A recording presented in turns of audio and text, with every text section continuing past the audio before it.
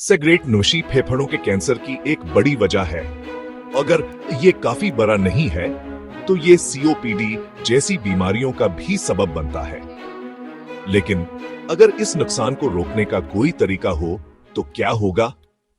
Japan में होने वाली एक हालिया रिसर्च में सिगरेट नोशी से मुतालिक फेफड़ों के नुकसान के खिलाफ जंग में एक अमेजिंग प्रोग्रेस देखने को मिली है। एक आम पेन किलर जिसे सेलिकॉक्सिब कहते, इसके बारे ये रिसर्च पब्लिश हुई है।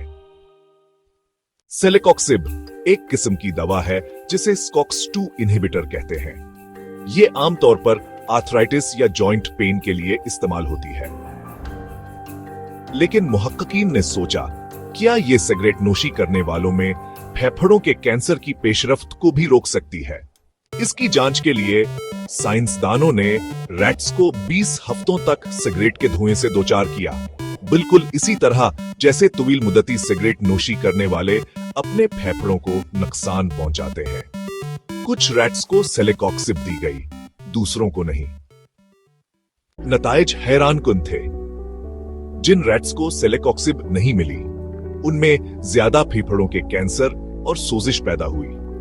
लेकिन जिन रैट्स को सेलिकॉक्सिब मिली, उनमें कम कैंसर, कम फेफड़ों का नुकसान और कम सोजिश थी। ये यूं काम करती है। सिगरेट नोशी कॉक्स2 नामी प्रोटीन को बढ़ाती है, जो PGE2 नामी केमिकल पैदा करता है। PGE2 कैंसर के खलियों को बढ़ने में मदद करता है, लेकिन सेलिकॉक्सिब कॉक्स2 को रोकती है। इसी तरह ट्यूमर की ग्रोथ को रोक देती है। लेबोरेटरी के तजुर्बात में कैंसर के खलिए PGE2 के साथ ज्यादा बढ़ते हैं, लेकिन जब सेलिकॉक्सिब या दीगर ब्लॉकर्स शामिल किए गए तो नशूनमा बहुत सस्त हो गई।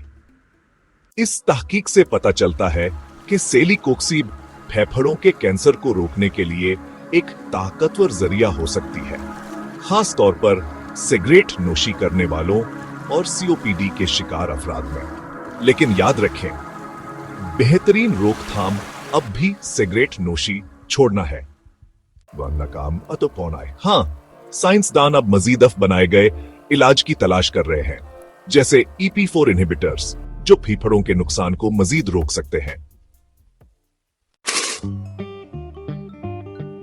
मजीद साइंस के लिए लाइक और सब्सक्राइब करें, जिसे आप वाकई इस्तेमाल कर सकते हैं, और अपने फेफड़ों का ख्याल रखें।